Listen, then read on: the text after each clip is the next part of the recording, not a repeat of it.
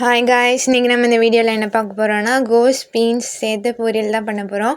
அதுக்கு கோஸை வந்து துருவி எடுத்துருக்கேன், பீன்ஸை வந்து பொடியாக நறுக்கி வச்சுருக்கேன், அப்புறம் ஒரு பெரிய சைஸ் வெங்காயம், கொஞ்சமாக கருவேப்பிலை எடுத்திருக்கேன். நான் வந்து இன்றைக்கி ஈஸியாக முடிக்கிறதுக்காக ஒரு விசில் விட்டு தான் எடுத்துக்க போகிறேன். உங்களுக்கு விசில் வேணால் எடுத்துக்கோங்க, இல்லைனா நீங்கள் ஆயிலே நீங்கள் வந்து எடுக்கலாம். ஆனால் இப்படி பண்ணிங்கன்னா உங்களுக்கு ரொம்பவே ஹெல்த்தியாக இருக்கும். பார்த்திங்கன்னா ஒரு விசில் வச்சு எடுத்துக்கிறேன். விசில் வந்துருச்சு. இப்போ நான் ஒரு கடாய் எடுத்துக்கிறேன்.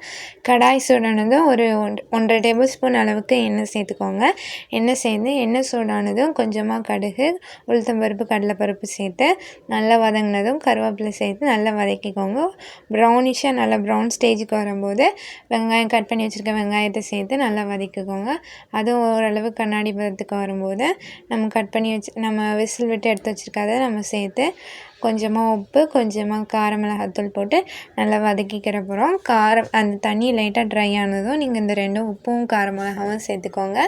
அந்த கார மிளகாவோட பச்சை வாசனை போகிற வரவுக்கு நல்லா வதக்கிட்டு நீங்கள் இறக்கிக்கலாம். இந்த வீடியோ பிடிச்சிருந்துச்சுன்னா லைக் பண்ணுங்கள், ஷேர் பண்ணுங்கள், சப்ஸ்கிரைப் பண்ணுங்கள்.